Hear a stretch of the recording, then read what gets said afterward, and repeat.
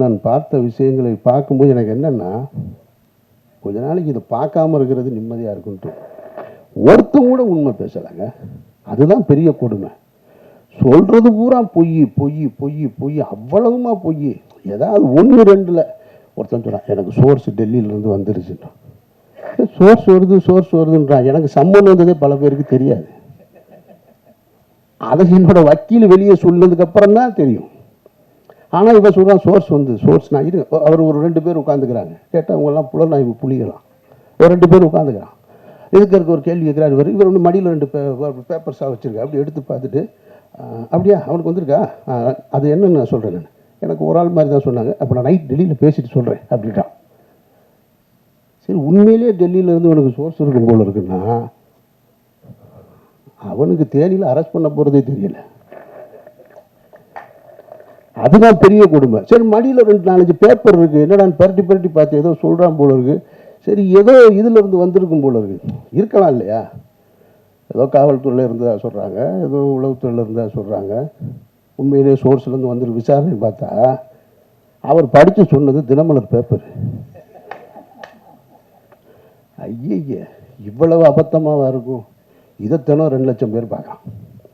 அதுதான் பெரிய கொடுமை. ஒரு பொய் செய்தியை தினம் 2 லட்சம் பேர் நீங்கள் பார்த்து, அதில் கீழே பார்த்தீங்கன்னா எப்போ அமீரை கைது செய்வீங்க, எப்போ அமீரை கைது செய்வீங்க. இப்போ கடைசியாக நேற்று ஒருத்தன் கேட்டிருக்கான், ஏங்க நாங்கள் 3 மாதமாக வெயிட் பண்ணுறோம், அமீரை கைது பண்ணவே மாட்டேன்னு.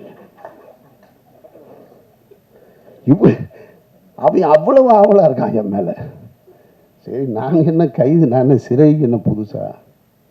சிறைக்கு போக அப்பவும் தயாராக இருந்தேன், இப்பவும் தயாராக இருக்கேன். ஆனால் நான் வெறுக்கிற ஒரு குற்றத்தில் என்னை தொடர்புபடுத்துவதை நான் கொஞ்சம் கில்ட்டியாக ஃபீல் பண்ணுறேன். அதைத்தான் கரு சொன்னார். அவருக்குள்ள வேதனை இல்லாமல் இல்லை, இருக்கு. ஏன்னா அதனால் என்னுடைய குடும்பம் பாதிக்கப்படுது. அமீர்ன்ற ஒரு தனிப்பட்ட என்னை நீ என்ன வேணாலும் பண்ணலாம்ல. ஒரு குற்றத்தை சுமத்தும் பொழுது, ஒரு தன்னுடைய மகனுக்கு திருமணத்தை ஏற்படுத்திட்டு இருக்கிற வயசில் ஒரு பெரியவர்னு வச்சுங்களேன், ஒரு கஷ்ட காலம். அவர் தன்னுடைய மகனுடைய திருமணத்தை வந்து போராடி கொண்டு வந்து ஒரு இடத்துல நிறுத்துறாரு. அப்போ போய் பஸ்ஸில் பயணிக்கும் பொழுது ஒரு 14 வயசுக்குள்ள இடுப்பை கிள்ளி விட்டாருன்னு ஒரு குற்றச்சாட்டு வச்சா அவர் எவ்வளோ அவமானமாக இருக்கும். அந்த திருமணம் எவ்வளோ பெரிய தடைப்படும்.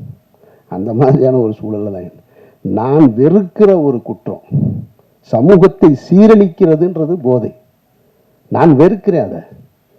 தருங்க, இங்கே ஒரு அஸ்டன் நிற்கிறான், அந்த ஒரு அஸ்டன் நிற்கிறான். சிகரெட்டு குடித்தாலே ஆஃபீஸுக்குள்ளே உள்ளே விட மாட்டேன்.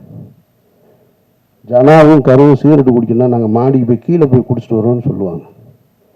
அவங்க 2 பேருக்கு நான் என்ன ஆசானா? அதெல்லாம் கிடையாது. அந்த வாடை பிடிக்காது. எப்போவாவது நான் டென்ஷன் ஆகுது அப்படின்னு சொல்லிட்டு ஒரு சிகரெட்டை எடுத்தேன்னா அவர்கிட்ட கேட்டேன்னா அவர் தள்ளி விட்டு போயிடுவார். அப்படி நான் வெறுக்கிற ஒரு விஷயத்தில் என்னை கொண்டு வந்து தொடர்புபடுத்தும் போது அது என்ன மட்டுமா பாதிச்சிச்சு? என்னுடைய குடும்பத்தை பாதிக்குது. என்னுடைய மகள் வேலைக்கு போகிற இடத்துல பாதிக்குது. அங்கே ஒருத்தன் கேள்வி கேட்குறான். என்னுடைய மகன் கல்லூரிக்கு போகும்போது பாதிக்குது. என்னை நீங்கள் சந்தேகமே படாதீங்கன்னு நான் சொல்லலை. சந்தேகப்படுங்க, விசாரிங்க, நல்லா கேளுங்க. ஆனால் தீர்ப்பு எழுதாதீங்க. தீர்ப்பு எழுதுகிற அதிகாரம் உங்களுக்கு யாருக்குமே கொடுக்கல. அதுக்கு இந்த நாட்டில் நீதிமன்றம் இருக்குது, எல்லாமே இருக்குது. கடுமையான விசாரணைகளை சந்திச்சுட்டு தான் நான் வந்து நிற்கிறேன்.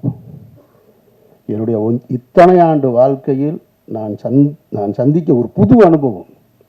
டெல்லியில் 12 மணி நேரமாக இருக்கட்டும்,